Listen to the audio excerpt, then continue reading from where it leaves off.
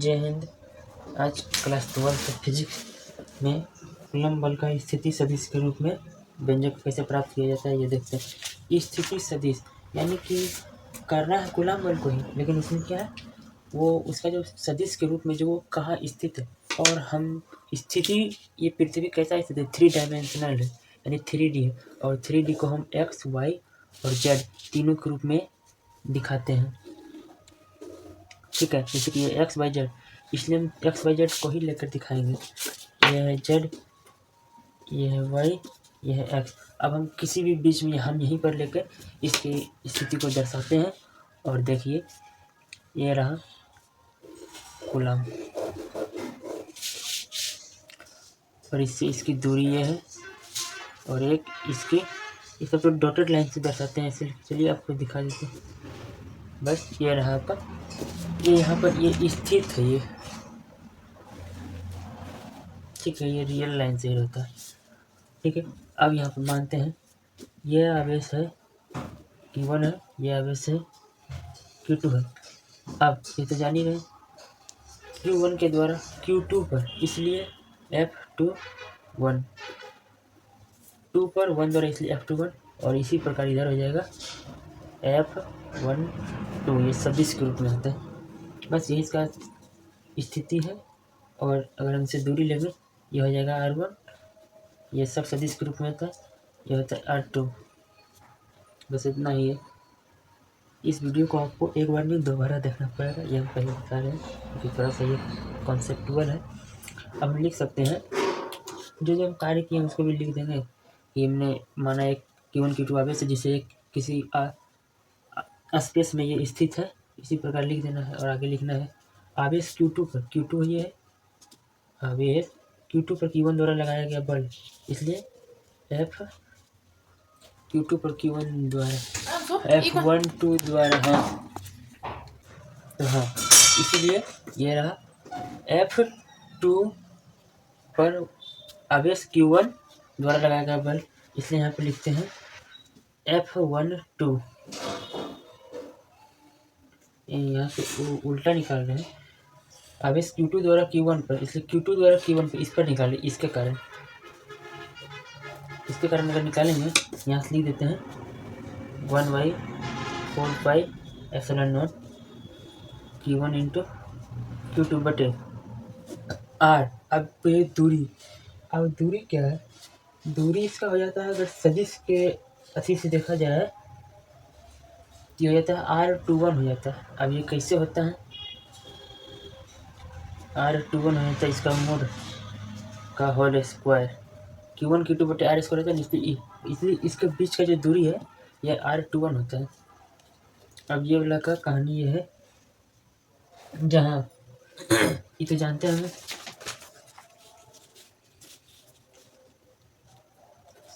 सदिश बराबर परिमाण गुना दिशा होता है।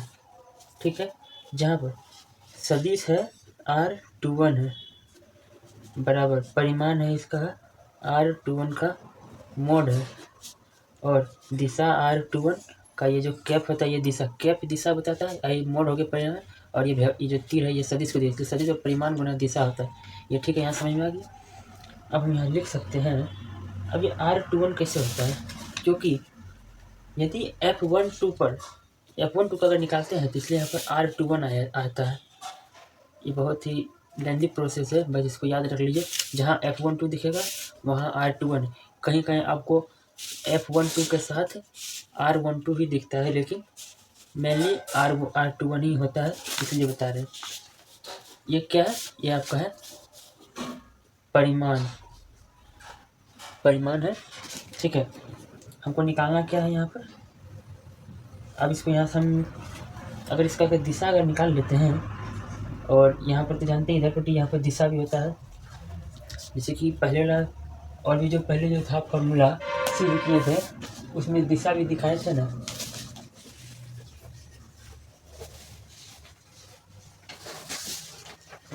जैसे देखिए इसमें दिखाए थे ना कि F12 अगर 1 है तो यहाँ पर I दिशा आता है, इसी प्रकार अब इसमें भी यहाँ पर दिशा का मान निकला है। और ये तो हो गया आपका सदिश बराबर परिमाण गुना दिशा, अब इसका मान निकालना है। तो ये इधर ये गुना में है, इसको भागा में आ जाएगा, इसलिए R21 का क्या है बराबर R21, ये हो जाता है सदिश बटे इसका परिमाण, ये गुना इधर आके बटे में आ जाएगा, इसलिए R21 का ये मोड हो जाता है, यह आपका हो जाता है दिशा है। यहीं पर अब इसका मान यहाँ पुट करना है यहाँ पर। नहीं तो पहले तो एक लाइन लिख देते हैं दिशा का, R21 जो कि दिशा, नेक्स्ट लाइन में 1/4πε0 Q1 into Q2 upon R21 का होल स्क्वायर। अभी दिशा का मान ये निकाले हैं, इसे यहाँ पे लिखेंगे R21 का कैप बटे R21 का मोड। ठीक है, यहाँ तक समझ में आता होगा। अब नेक्स्ट स्टेप क्या है, ये 2 है, ये क्या है, ये 3 है, इसलिए इसको नेक्स्ट स्टेप में ये गुना हो जाता है। ये जगह लिखते चलना है 1/4πε0 Q1 Q2 अपॉन R21 का होल क्यूब। ये 2 और 1 3 हो जाता है, और यहाँ पे तो ये सदिश रह जाएगा R21 का कैप। ठीक है, अब देखिए ये सदिश का क्लास 11 का टॉपिक है। R21 तो निकाले थे, ये है, और R2 ये है। ये जब ऐसे जाता है इधर तो ये इसका विरोध करता है, अगर ये इसका विरोध करता है, नहीं समझ में, जैसे कि इसमें देखना है, ये ऐसे है R2 है, और एक आवेश यहाँ पर ऐसे स्थित है, तो इसका मान है R21 है ना, ये सदिश ये इधर से जा रहा है और ये इधर आके ये जुड़ जाता है, लेकिन ये इसका विरोध करता है R1, इसलिए इस दोनों का योग, 2 भुजाओं का योग तीसरे भुजा के योग के बराबर होता है। ये सदिश का त्रिभुज योग गुण नियम है, ये क्लास 11 का टॉपिक है। जब ये दोनों भुजा एक ही दिशा में अग्रसर हो, यदि ये इधर से जा रहा है इधर जा रहा है, लेकिन ये इसका विकर्ण यानी कि 2 भुजा का सदिश का योग तीसरे भुजा के योग के बराबर होता है। इसी कारण यहाँ पर हम लिख सकते हैं R1 बराबर, यानी इस दोनों का योग के बराबर R2 का प्लस R21 का सदिश के बराबर होता है, ये बता रहे हैं। अब हम यहाँ से R21 का मान निकाल सकते हैं। यदि R21 का मान निकालेंगे तो R1 माइनस R2 निकलता है। बस इतना ही है, बन चुका है आपका, क्लियर हो गया। बस ये मान यहाँ पुट करना है R21 की जगह पर यहाँ और यहाँ पर, और आपका बन गया, सिद्ध हो गया। ठीक है, दिख रहा होगा।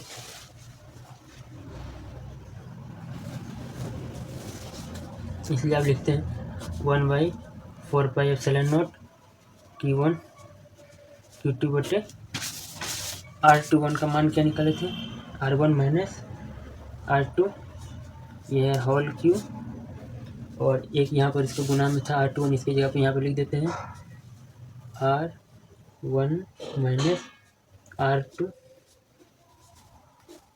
हो गया। बस हो गया है, ये प्रूव हो गया है आपका F1 2। अब हम लिख सकते हैं यहाँ पर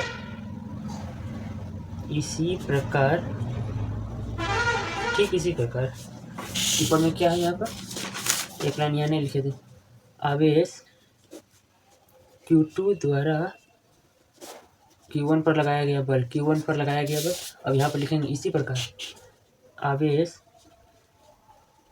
इसी प्रकार आवेश Q1 द्वारा Q2 पर लगाया गया बल। ठीक इसी, बस सब उल्टा लिख देना। अगर यहाँ F1 2 है, हम इसको उलट कर F21 कर देंगे, F21 बराबर, बस सबको खाली उल्टा लिखते चल जाना है, 1/4πε0। ठीक है, और Q1 Q2 इसको उलट देना है, जहाँ R1 है वहाँ R2 हो जाएगा, और माइनस जहाँ R2 है वहाँ R1 हो जाएगा, और इसका जो है होल क्यू। ठीक है, और यहाँ पर इसका जो दिशा निकाले थे R1 है, R2 माइनस R1, सबको बस उल्टा लिख देना। बस यही आपका है कूलम्ब बल का स्थिति सदिश रूप में व्यंजक।